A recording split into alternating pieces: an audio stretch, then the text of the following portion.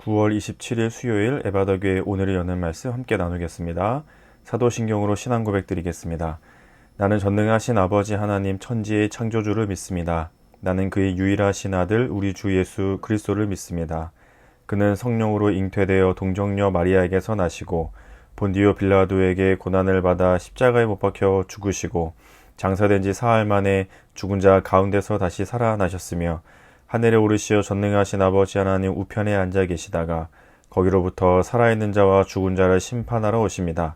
나는 성령을 믿으며 거룩한 공교회와 성도의 교제와 죄를 용서받는 것과 몸의 부활과 영생을 믿습니다. 아멘. 오늘 함께 보실 말씀은 느헤미야 13장 10절부터 22절까지 말씀입니다. 느헤미야 13장 10절부터 22절까지 말씀을 같이 읽겠습니다. 내가 또 알아본즉 레위 사람들이 받을 몫을 주지 아니하였으므로 그 직무를 행하는 레위 사람들과 노래하는 자들이 각각 자기 밭으로 도망하였기로 내가 모든 민장들을 꾸짖어 이르기를 하나님의 전이 어찌하여 버림바 되었느냐 하고 곧 레위 사람을 불러 모아 다시 제자리에 세웠더니 이에 온 유다가 곡식과 새 포도주와 기름의 11조를 가져다가 곡간에 드림으로 내가 제사장 셀레미야와 서기관 사독과 레위 사람 부다야를 창고지기로 삼고 마따냐의 손자 사쿨의 아들 하난을 버금으로 삼았나니 이는 그들이 충직한 자로 인정됨이라. 그 직분은 형제들에게 분배하는 일이었느니라. 내 하나님이여 이 일로 말미암아 나를 기억하옵소서. 내 하나님의 전과 그 모든 직무를 위하여 내가 행한 선한 일을 도말하지 마옵소서.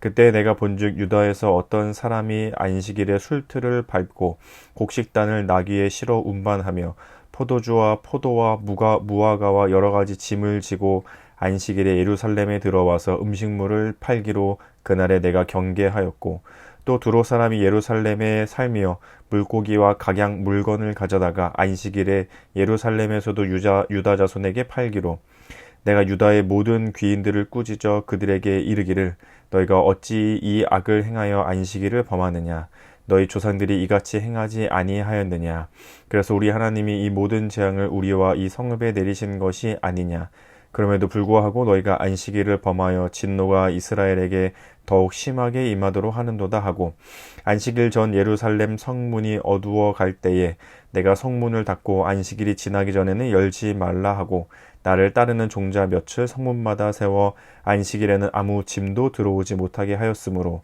장사꾼들과 각양 물건 파는 자들이 한두 번 예루살렘 성 밖에서 자므로 내가 그들에게 경계하여 이르기를 너희가 어찌하여 성 밑에서 자느냐 다시 이같이 하면 내가 잡으리라 하였더니 그 후부터는 안식일에 그들이 다시 오지 아니하였느니라. 내가 또 레위 사람들에게 몸을 정결하게 하고 와서 성문을 지켜서 안식일을 거룩하게 하라 하였느니라. 내 하나님이여 나를 위하여 이 일도 기억하시옵고 주의 크신 은혜대로 나를 아끼시옵소서. 아멘. 느헤미야가 페르시아의 바사에 잠시 볼 일이 있어 갔다가 다시 돌아왔더니 이스라엘 백성들이 처참하게 다시 죄된 모습으로 살아가려고 하는 모습들을 보게 되고 그 모습을 바꿔가는 모습이 오늘의 본문 안에 있습니다. 그리고 목요일 금요일은 오늘이 여는 말씀이 없지만 오늘 내용과 이어지는 부분들이 있어서 같이 좀 살펴보려고 하는데요. 이스라엘 백성들이 성벽을 세우고 나서 하나님의 율법을 듣고 울고 회개하고 하나님 앞에 다짐했던 것이 세 가지가 있었습니다. 첫 번째는 우리가 이제부터는 안식일을 지키겠다. 그리고 두 번째는 이방 여인들과 이방 여자들과는 결혼하지 않겠다. 그리고 세 번째는 하나님의 전을 버리지 않겠다. 하나님의 성전을 지키겠다. 이 세 가지의 약속을 하나님 앞에서 다짐했고 그들의 삶에서 지켜가기로 했습니다. 그런데 이 느헤미야가 페르시아에 다녀오고 돌아오고 나니까 그렇게도 결연하게 다짐했던 것들이 무너져 가고 있는 모습들을 이 세 가지 부분에서 보여주고 있습니다. 첫 번째는 안식일을 하나님 앞에서 지키겠다 하는 것이었는데 이스라엘 백성들이 안식일을 지키지 않기 시작했습니다. 그리고 하나님의 성전을 버리고 이방 여자들과 결혼하기 시작했죠. 첫 번째로 나오는 것은 하나님의 전을 버리고 있는 모습이었습니다. 하나님의 전을 지키기 위해서는 그곳에서 있으면서 일하면서 지키고 관리해야 할 레위인들이 있어야 되는데, 레위인들의 생활은 일반 백성들이 내는 11조, 그것을 통해서 레위인들이 생계를 해나갈 수 있도록 하는 것이 하나님의 율법이었는데, 사람들이 더 이상 11조를 내지 않는 거죠. 그러니 당연히 레위인들도 생계를 유지할 수 없게 되어버리자 하나님의 전을 버리고 떠나버리게 되는 것이었습니다. 느헤미야가 돌아오니까 그런 모습들이 펼쳐지고 있는 거죠. 그래서 느헤미야가 아주 이스라엘 백성들을, 그 이스라엘의 지도자들을 모아다가 호되게 꾸짖고, 지금 뭐 하는 거냐, 지금 하나님의 전을 지켜야 될 레위인들이 11조를 내지 않으니까 다 떠나버리고 말지 않냐 하면서 다시 백성들에게 11조를 받고 다시 레위인들을 데려오고 하나님의 전을 위해서 일하도록, 하나님의 전을 지켜가도록 하는 일들을 하고 있죠. 그리고 두 번째로는 안식일을 지키겠다는 바람과 약속이 다 무너져 버렸습니다. 그 중에 하나로 사람들이 들어와서 일을 하기 시작하는 거였죠. 안식일에도 자기들의 생업과 삶을 위해 계속 일을 하는 겁니다. 술을 이렇게 만들어내는 일을 한다든지, 장사꾼들이 들어와서 물건을 판다든지 하는 일들이 아무것도 하지 않고 쉬어야 되는 안식일에 하고 있는 거죠. 느헤미야가 그 모습을 보고는 또다시 그들을 혼내고 아주 방법을 취하게 됩니다. 성문을, 장사꾼들이 들어오지 못하도록 성문을 닫아버리고, 성문을 닫자 성문 주변에서 잠자는 장사꾼들을 향해서 다시는 그러지 말라고 그들에게 경계하고 경고하게 됩니다. 그래서 안식일에 생업 위에 일하거나 장사꾼들이 들락달락 하는 것들을 다시 다 없애고 하나님 앞에 안식일을 지켜갈 수 있도록 다시 이스라엘 백성들에게 가르치고 경고하고 삶을 지켜가게 되죠.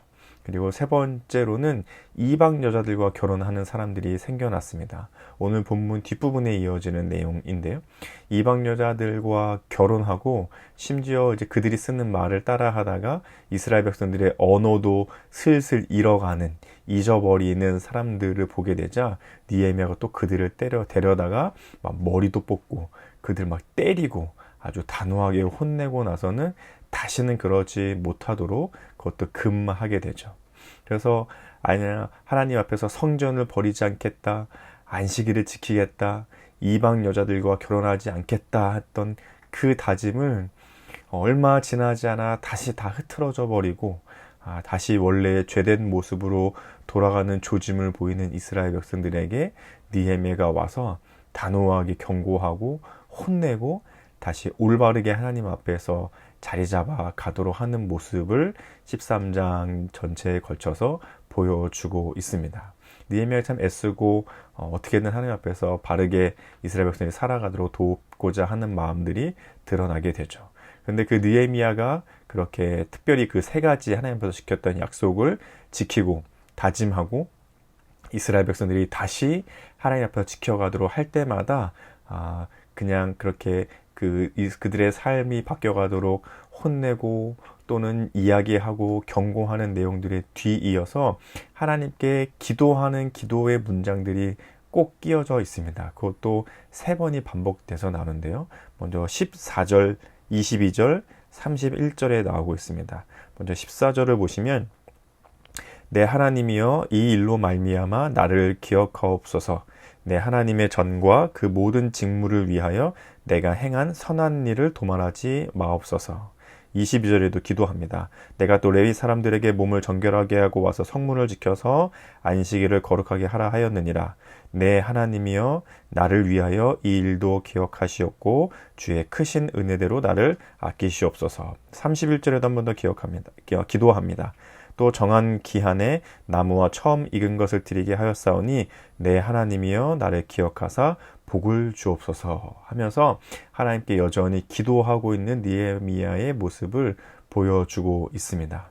그런데 그 기도의 내용들 가운데에 느헤미야의 중간중간에서도 반복되었던 단어이지만 특별히 오늘 13장에서 느헤미야가 이 3가지의 약속을 다시 지켜가도록 이스라엘 백성들에게 단호하게 처치한 후에 하나님께 드려지는 이 세 가지의 기도를 하나님께 올려드리는데 같은 내용이 반복되고 있습니다. 그것 중에 하나는 바로 하나님 나를 기억해 주십시오 라는 문구들이 반복되고 있죠. 14절에서도 나를 기억하옵소서, 22절에서도 나를 위하여 이 일도 기억하시옵고, 31절에서도 내 하나님이여 나를 기억하사, 하나님 나를 기억해 주십시오, 내가 한 일을 기억해 주십시오 라고 느헤미야는 하나님께 기도하고 있는 거죠.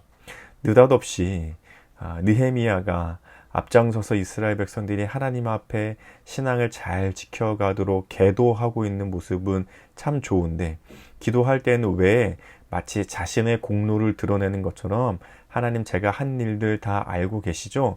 그것을 기억해 주십시오, 하나님 그걸 좀 알아주십시오 하는 것처럼 이런 기도를 하고 있을까요?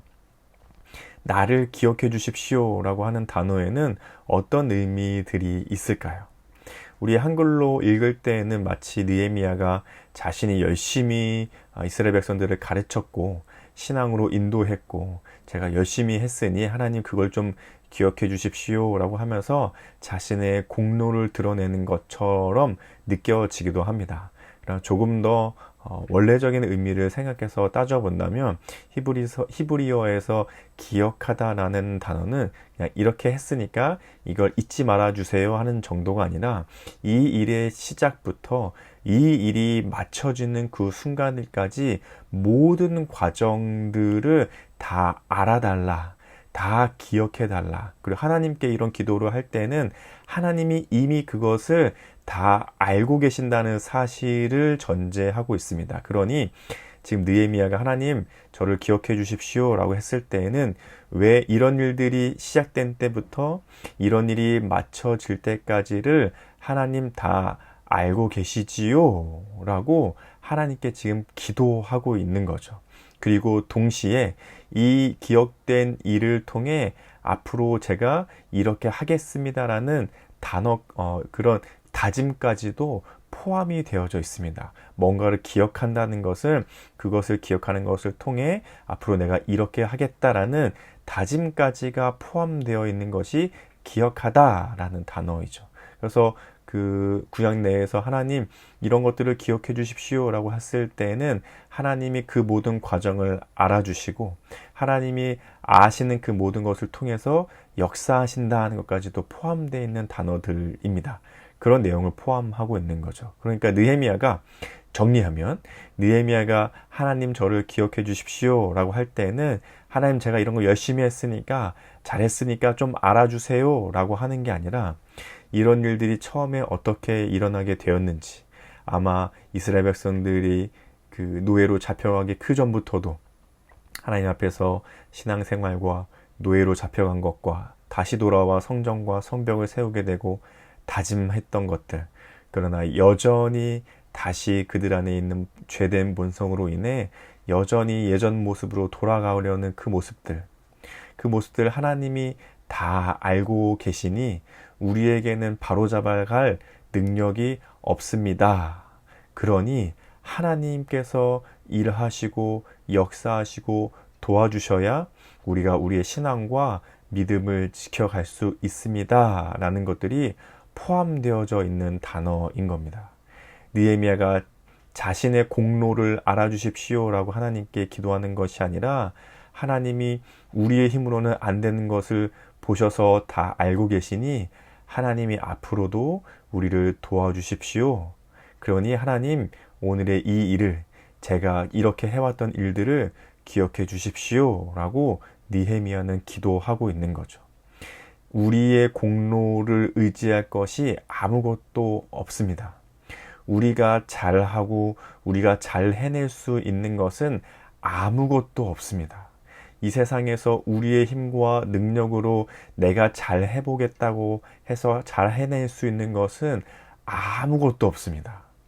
오로지 하나님의 은혜로우신 성품과 예수님께서 이루어 놓으신 공로만 의지할 수 있을 뿐입니다. 우리의 것을 내세울 수 있는 것은 아무것도 없죠.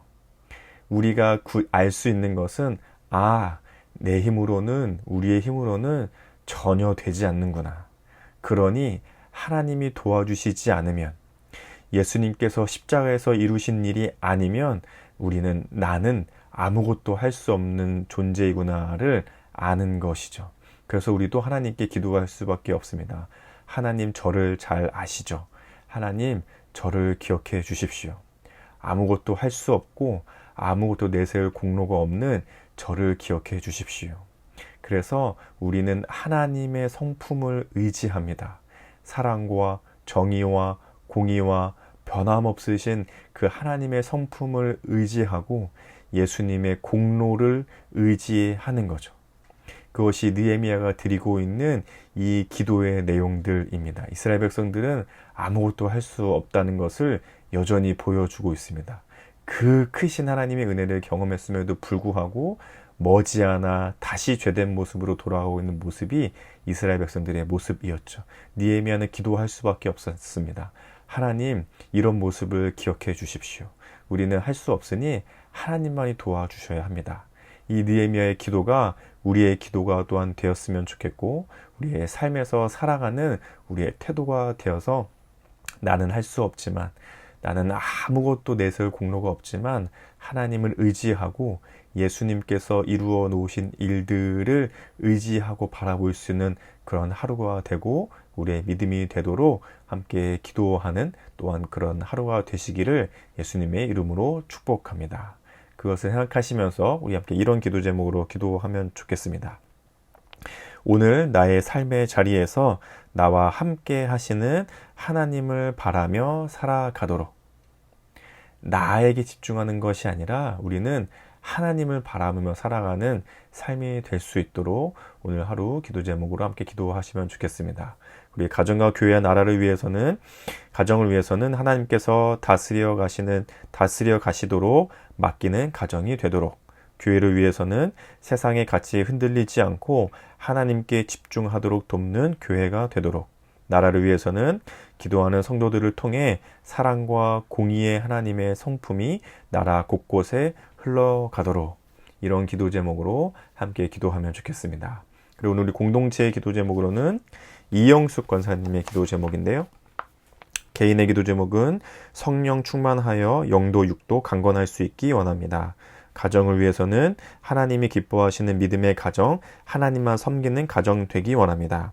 삶의 현장을 위해서는 그리스도인다운 삶을 살기 원합니다.